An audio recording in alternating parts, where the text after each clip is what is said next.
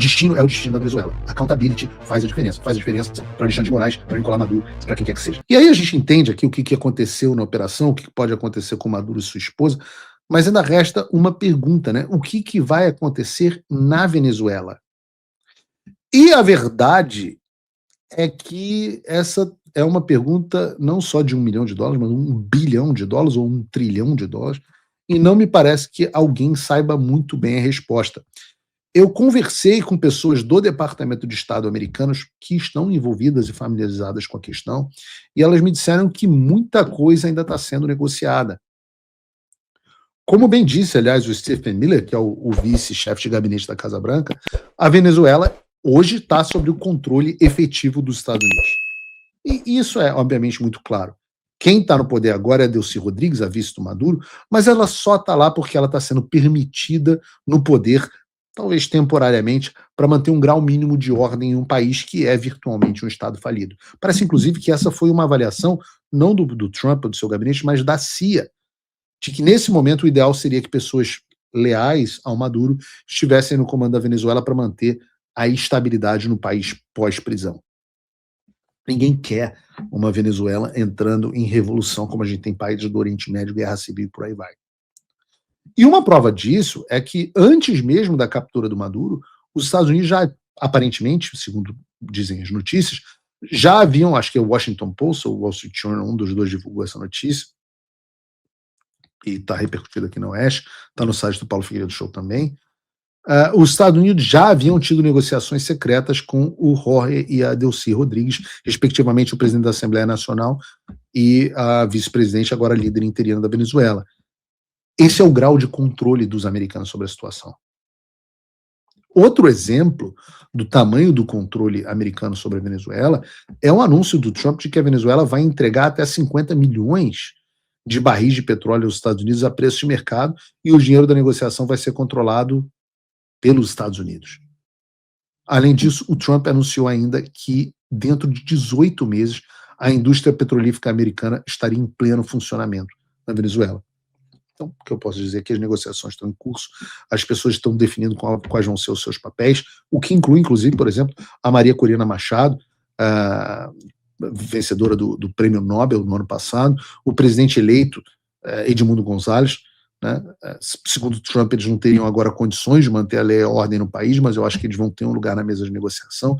Então, uma transição está sendo feita e está sendo pensada, e, sem dúvida nenhuma, ela é liderada pelos Estados Unidos e pelos interesses americanos.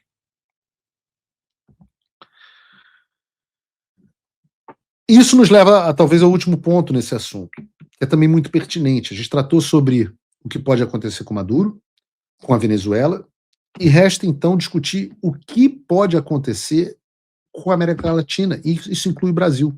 Porque, sem dúvida nenhuma, apesar do Maduro não ser reconhecido pelos Estados Unidos como líder da Venezuela, das acusações de terrorismo, etc., ninguém esperava que os americanos fossem fazer essa operação que eu disse que é cinematográfica e pegar o cara dentro da casa dele com toda a segurança possível, sem perder um homem. E eu posso dizer a vocês que o mundo nunca mais será o mesmo depois disso. Porque o que o Trump fez questão de mostrar desde quando eliminou o terrorista, o Qassem Soleimani, se vocês não lembram, no meio da capital do Iraque, quando ele destrói um programa nuclear do Irã completamente, sem entrando e saindo do país sem nem serem percebidos, ou quando eles capturam Nicolás Maduro dentro da sua casa dele, enquanto ele dormia, o que Donald Trump demonstra é a capacidade dos Estados Unidos de projetar poder e defender os seus interesses em qualquer lugar do planeta Terra.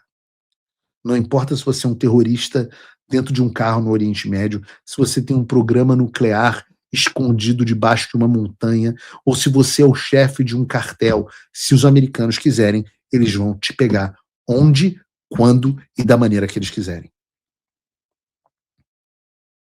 Isso gera, acima de tudo, pela primeira vez, uma sensação de accountability no mundo. Pelo menos a gente não tinha isso há uns 50, 60 anos. Quando os Estados Unidos começaram a abandonar gradualmente as doutrinas tradicionais da política externa americana. E aí eu não quero ser professoral aqui, mas muito tem se falado do que é a doutrina Monroe, né, a América para os americanos. A ideia de que o continente americano é uma zona de influência dos Estados Unidos e que nenhuma potência europeia ou asiática, na época eram só as europeias, mas de onde quer que seja, teria domínio ou teria influência na região. Os americanos jamais aceitariam isso. E é isso que a declaração de Marco Rubio e do Trump, de que o hemisfério ocidental é o hemisfério americano, é isso que ela quer dizer. Nenhuma ameaça à segurança dos Estados Unidos ou os interesses americanos vai ser tolerada. E era evidente a influência russa e chinesa na Venezuela. Hora antes da sua captura, o Maduro havia recebido uma delegação chinesa no seu palácio e os russos forneciam boa parte da capacidade militar de resposta da Venezuela. E daí vem os imbecis dizerem, os Estados Unidos são uma potência imperialista de olho no petróleo venezuelano. Mas aí eu te pergunto, e os chineses? E os russos? Estavam de olho em quê? A diferença é que os americanos trazem consigo devido processo legal, emprego, qualidade de vida e liberdade, enquanto os russos, os chineses, trazem exploração e pobreza. Foi o que, aliás, disse esse venezuelano. Bota o vídeo do venezuelano aí, Bruno. Todos que tengan fe, no sé dónde irá a salir, pero les pido a todos que tengan fe, que no se dejen llenar la cabeza de que los gringos solo quieren el petróleo, y los gringos solo quieren sus riquezas. O sea, a esas personas les pregunto, ¿qué creen ellos que querían los rusos y los chinos durante tanto tiempo? ¿La receta de la arepa? Impossível. Até porque os venezuelanos que me perdoem, mas esse negócio de arepa é ruim para um cacete. Pô, que coisa horrorosa, eles ficam vendendo esses troços aqui onde eu morava, muito venezuelano, eu morava em Weston, o pessoal chamava de Venezuela. Pô, a arepa que ele falou aqui é uma porra de um pãozinho venezuelano horroroso, gosto horroroso, nunca comi uma arepa que prestasse em todos esses anos. Pô, os caras nunca comeram um pão de queijo, se comerem um pão de queijo vão ter um AVC, de tão gostoso que é um pão de queijo. Ontem eu servi aqui em casa, no mérito do Júnior, mineiro, meu vizinho aqui, um pão de queijo de goiabada, um negócio assim, Romeu e Julieta, um negócio espetacular. Você vai me falar de arepa? Um negócio horroroso. Arepa é um negócio horroroso. Viva a culinária brasileira. Mas brincadeiras à parte, é claro que é por isso que a população da Venezuela está comemorando. Todo mundo aqui da Venezuela comemorando. Quem sofre na pele o que é ter o seu país dominado pela China e pela Rússia sabe a diferença entre imperialismo americano e imperialismo russo.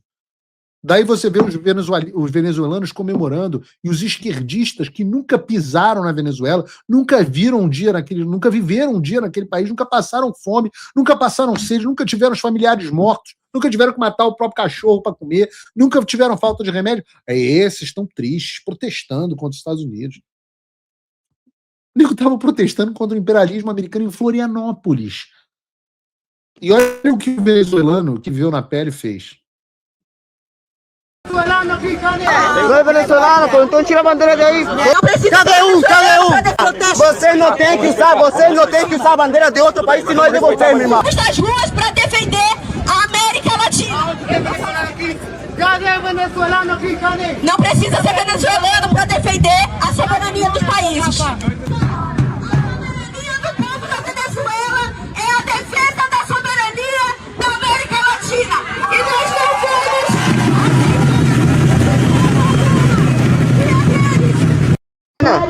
A senhora é venezuelana?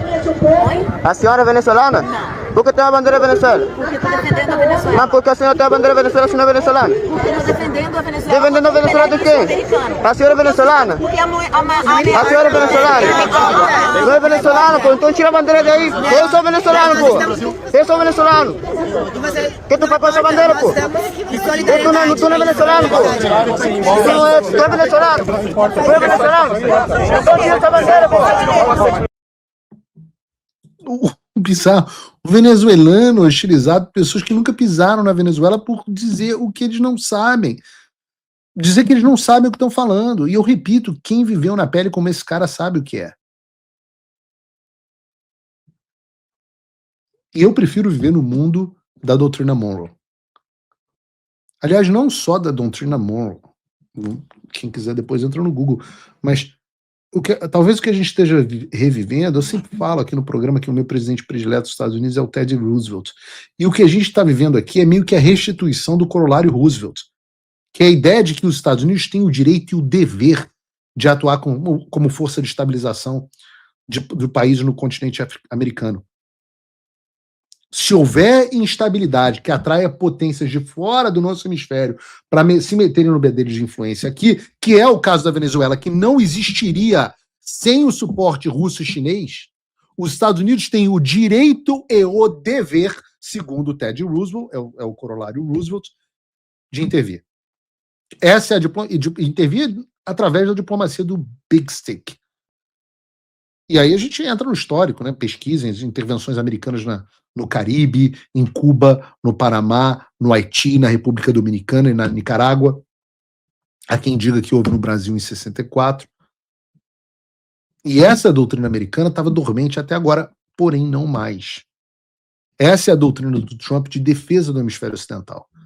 A Venezuela estava sendo roubada pela China e pela Rússia, tendo o petróleo deles explorado sem que o povo visse um centavo sequer dessa operação, sem livre mercado, sem benefício para a população, sem absolutamente nada.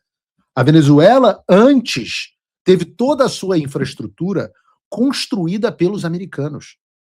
E era um país próspero. Se você visitasse, né, você que tem um pouco mais de idade aqui, muita gente que assiste Paulo Figueiredo Show, lembra de uma época onde a Colômbia era um lixo, controlada pelo narcoterrorismo de Pablo Escobar. Se você assistiu Narco, a primeira temporada, acho que sei lá, a segunda, se você assistiu Narco, você sabe do que eu estou falando.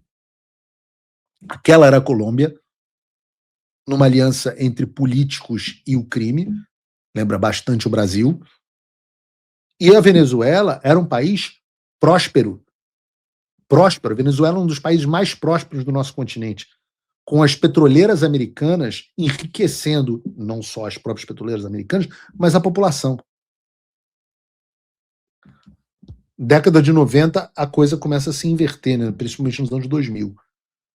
A Colômbia se alia aos Estados Unidos para combater o narcoterrorismo, o Uribe com o apoio da DEA, da Drug Enforcement Agency, a mesma que fez a prisão agora do Maduro. E a Colômbia entra num processo de 30 anos até o Petro, 30 anos de paz, estabilização, queda de crime, crescimento econômico, governada pela direita em alinhamento com os Estados Unidos, e a Venezuela entra na era Chávez, no final da década de 90, início dos anos 2000, entra na era Chávez e sai do eixo de influência americana, confisca toda aquela propriedade americana em solo da Venezuela, roubam e afundam o país, de forma que 8 milhões de pessoas têm que deixar o próprio país. E os que sobram são aqueles que estão sobrevivendo do tráfico de drogas em esquemas com a Rússia e com a China. E alguém pode defender um troço desse e dizer que isso é soberania, quando 8 milhões de pessoas deixam o próprio território. Então, quando o Trump, depois de tudo isso, vira para Cuba, para a Colômbia e diz que eles podem ser os próximos, eu vejo uma mensagem clara: acabou a bagunça. Esse hemisfério, o mundo livre, é comandado pelos Estados Unidos e nós não aceitaremos intervenções revolucionárias da China, da Rússia ou de quem quer que seja. E nenhum líder mais vai dormir em paz pensando: eu posso consolidar o meu regime sem limite.